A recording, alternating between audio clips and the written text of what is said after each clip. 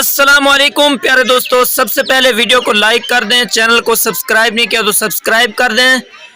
دوستو، پاکستان میں اس وقت ہلچل سی مچی ہوئی ہے، پوری پاکستانی قوم پریشان ہے، ہر بندہ پریشان ہے۔ اور وہ پریشان کیوں ہے، وجہ کیا ہے؟ وجہ یہ ہے کہ اقرار بمقابلہ حق خطیب معاملہ پیش آیا تھا 14 فروری کو، تو اس پر عوام پاکستان پریشان ہے کیونکہ فیصلہ کوئی بھی نہیں ہو سکا۔ اور پہلے عوام پاکستان جو ہے الیکشن کا انتظار کرتی رہی کہ الیکشن کب ہوتے ہیں۔ جب الیکشن ہوا تو عوام پاکستان پوری طرح سے جو ہے پریشان تھی کہ کون بنے گا وزیر اعظم، لیکن کوئی یعنی کہ صاف طور پر منظر عام پر نہیں آ سکا ابھی تک کہ کون وزیر اعظم بنے گا۔ لیکن ابھی وہ معاملہ حل ہی نہیں ہوا تھا کہ اقرار بمقابلہ حق خطیب یہ معاملہ پیش آیا۔ پھر 14 فروری کا عوام پاکستان انتظار کرتی رہی کہ یہ معاملہ کب آئے گا اور اس کا فیصلہ کیا ہوگا۔ تو بالآخر 14 فروری آ گیا اور اقرار بمقابلہ حق خطیب معاملہ پیش آیا، جس پر آج تقریباً 5 دن گزر گئے ہیں، کوئی فیصلہ بھی نہیں ہوا۔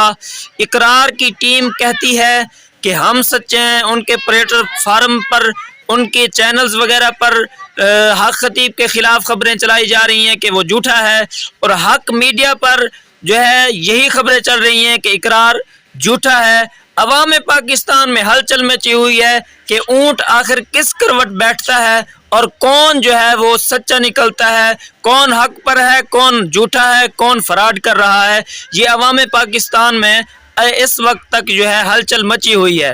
تو اب دوستو آتے ہیں کہ اقرار الحسن تو گیا تھا، لیکن وہ کچھ اس سے غلطیاں ہوئی ہیں۔ وہ کون سی غلطیاں ہیں جن کی وجہ سے اقرار جو ہے اپنے معاملے میں کامیاب نہیں ہو سکا اور اس پر جو ہے کوئی یعنی کہ فیصلہ بھی نہیں ہو سکا۔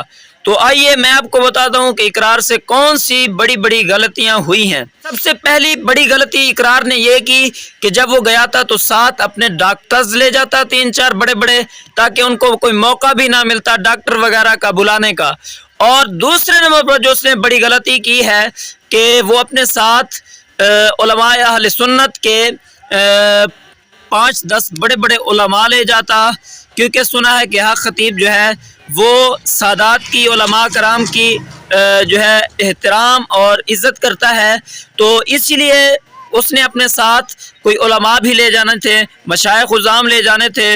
اور اگلی جو اس نے بڑی غلطی کی ہے وہ یہ ہے کہ وہ جب حق خطیب آیا تو وہ اپنی بات ہی شروع نہ کرتا۔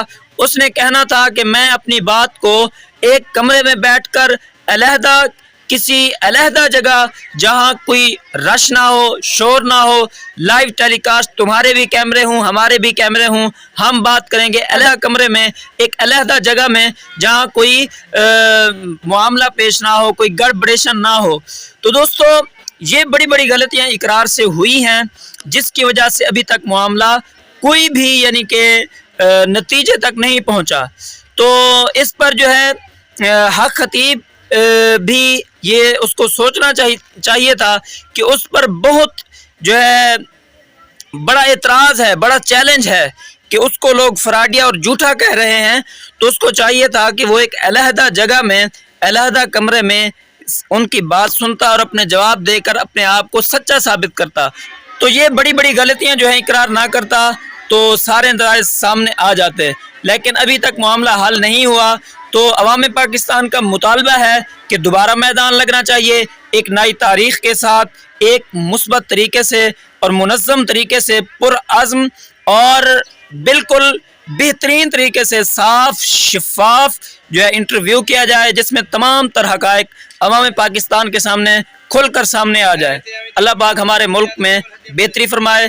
تو ملیں گے کسی نیکسٹ ویڈیو میں، تب تک کے لیے اللہ حافظ، السلام علیکم۔